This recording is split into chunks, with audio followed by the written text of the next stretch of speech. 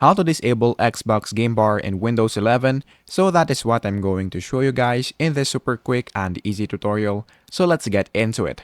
So the first thing that we need to do is to go here in our desktop, of course, and then on the search bar, which is right here, just search for Windows PowerShell, which is right here.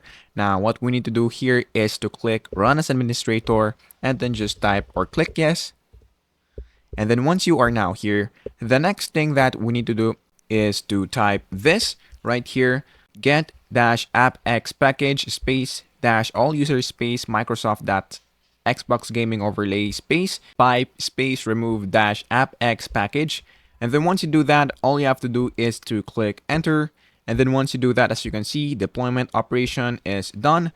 And then once you do that, just restart your computer. And once you do that, if you try to press Windows and G, the Xbox window should not pop up. So that is basically it. That is how to disable Xbox game in Windows 11.